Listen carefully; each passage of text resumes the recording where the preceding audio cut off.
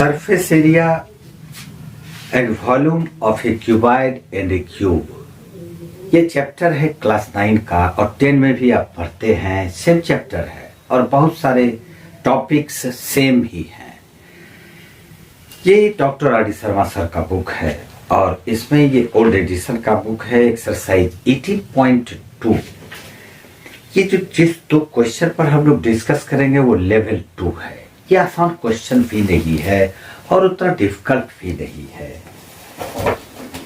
ज्यादातर स्टूडेंट्स को हमने देखा है कि प्रूफ करने वाले क्वेश्चंस आ जाते हैं तो उनके लिए एक छोटा सा प्रॉब्लम क्रिएट हो जाता है। जबकि अगर आप कंसेप्ट को जानते हैं और अगर फॉर्मूला आपके नजर में है तो आराम से प्रूफ कर सकते हैं। इसमें कोई प्रॉब्लम की बात नहीं है। ये दोनों question number 1, V volume of a cuboid. V capital V है, ये किसी क्यूबाइड का एक वॉल्यूम है और ABC ये डायमेंशंस है। डायमेंशंस कहते हैं लेंथ, ब्रेथ और हाइट को। आप किसी को भी लेंथ मान लीजिए, किसी को भी ब्रेथ और किसी को भी हाइट, इससे कोई मतलब नहीं है। और S is the surface area. यहां पर surface area lateral surface area नहीं है ये, बल्कि ये टोटल सरफेस एरिया लेंगे। यहां पर कंफ्यूजन को दूर करते हुए आप आगे बढ़ेंगे। सरफेस एरिया का मतलब टोटल सरफेस एरिया, लेटरल नहीं। लेटरल में लेटरल शब्द यूज किया जाएगा। तो प्रूव करना है 1/v equal to 2/s into 1/e plus 1/b plus 1/c। अब देखो, अब लेफ्ट हैंड साइड को लीजिए या राइट हैंड साइड को लीजिए, किसी को भी एक बार लेके चलो, दूसरा साइड आएगा ही। जो लेंदी है तो लेंदी है इसका राइट हैंड साइड। हमेशा लेंदी पार्ट को लेके चलोगे, उसको शॉर्ट करने में आसानी होती है। तो हम लोग RHS को लेके चलते हैं। तो RHS यहां पर है 2/s और इनटू, अब यहां पर ABC हम लोग इसका एलसीएम ले लेते हैं। तो जब एलसीएम ले लेंगे तो तीनों डिफरेंट नंबर्स है, इसलिए ABC ही होगा। A से डिवाइड करने पर BC इंटू 1 BC प्लस दे देंगे।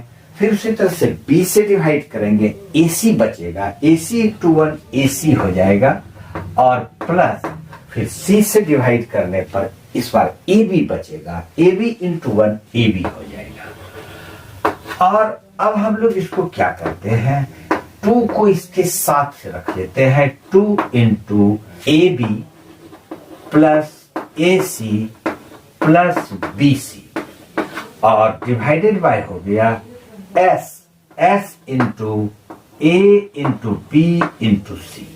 ये इस प्रकार से हम इसको लिख सकते हैं। अब देखो, टोटल सरफेस एरिया क्यूबाइड का क्या होता है। Total surface area of a cuboid is equal to 2 into LB plus LH plus BH और V होता है length into breadth into height. इस दो फॉर्मूला को ध्यान में रखते हुए यहां पर जो ये वाला पार्ट है, ये 2 इंटू AC ये AB है। 2 into AB plus AC plus BC, AB AC BC, LB LH और BH है ये, क्योंकि A लेंथ है, B ब्रेथ है और C हाइट है। तो इस प्रकार से ये वाला जो टर्म है ये हमारा टोटल सरफेस एरिया आता है। तो हम लोग इसके जगह पे S लिखेंगे क्योंकि S is the total surface area of the cuboid. फिर डिवाइड कर देते हैं S और ABC क्या है। ABC लेंथ 8 है यहां पर और B ब्रेथ है और C हाइट है। तो ABC को हम लोग भी लिखेंगे। ये भी आ गया। अब ये S और ये S कैंसिल हो जाएगा तो ये बच जाएगा 1/v और यही हमारा LHS है। तो हम लोग इसको इक्वल टू LHS लिखेंगे और ये पहला क्वेश्चन प्रूव्ड होता है। ये क्वेश्चन इस प्रकार से है कि एक्स, वाई और जेड एरिया है ये 3 एडजेसेंट फेसेस का। एडजेसेंट फेसेस मतलब सटा हुआ जो फेस होगा। अगर हम लोग इस बुक की बात करते हैं तो इसमें एडजेसेंट फेसेस क्या है? फर्स्ट ये आ जाएगा सटा हुआ, दूसरा ये आ जाएगा और तीसरा ये आ जाएगा। ये फेस का एरिया, ये वाला फेस का एरिया जो होगा इसके ठीक ऑपोजिट इधर वाले साइड का एरिया सेम रहेगा। यानी कि क्यूबाइड में जो 6 सरफेसेस है इसमें 3 सरफेसेस 2 टाइम्स है तो 6 हो जाता है। अब यहां पर x किसी एक का एरिया है, y किसी दूसरे एडजेसेंट फेस का है और z किसी तीसरे का है। इस क्वेश्चन को सॉल्व करना है। Prove that v square is equal to X Y Z. इस क्वेश्चन को सॉल्व करने के लिए आसानी होगी अगर हम लोग इसके लेंथ को मान लेते हैं, लेंथ इज इक्वल टू कुछ भी मान लेते हैं l ही, ब्रेथ इसका b मान लेते हैं और हाइट इसका h मान लेते हैं। लेंथ को l मान लिया, ब्रेथ को b मान लिया और h हाइट को h मान लेते हैं। ये जो सरफेस है ये वाला, इसका नाम हम लोग लिख देते हैं ए बी सी और डी। ये ए बी सी डी जो फेस है उसका एरिया क्या होगा? हम लोग इसको A1 मान लेते हैं जो कि x दिया हुआ है। तो A1 इज इक्वल टू, अब यहां पर इसका हर सरफेस रेक्टेंगुलर होगा। अब इसमें से लेंथ क्या है, ब्रेथ क्या है, इसको देखो। यहां से यहां तक ये लेंथ है तो ये L होगा, फिर ये ब्रेथ है तो ये B होगा और ये H है तो हम इसको हाइट को H मान लेंगे, हाइट है वो। तो A1 इसका एरिया हो जाएगा ब्रेथ इंटू हाइट, तो हम लोग इसको B इंटू H लिखेंगे और ये A1 क्या है तो ये x है, तो therefore x is equal to B into H। अब उसी तरह से y ये वाला फेस है A B C D, इसका नाम E दे देते हैं और इसका नाम F दे देते हैं। तो DCEF का एरिया ये वाला फेस जो है तो इसमें इसका एरिया आ जाएगा ये लेंथ और ये वाला ये हाइट है तो L इंटू H आ जाएगा।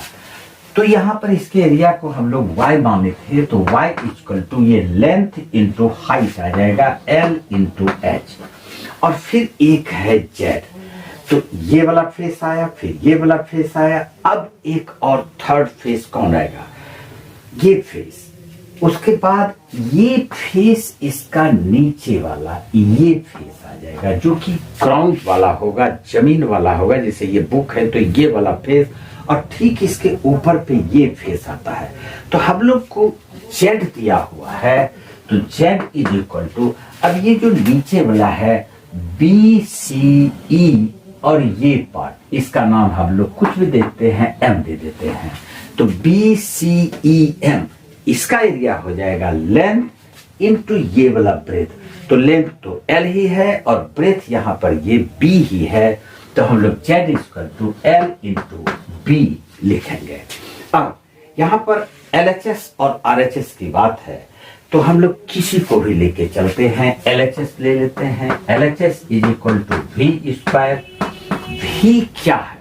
तो V है L into B into H, L into B into H और इसका स्क्वायर हो जाएगा तो ये आ जाएगा L square B square H square.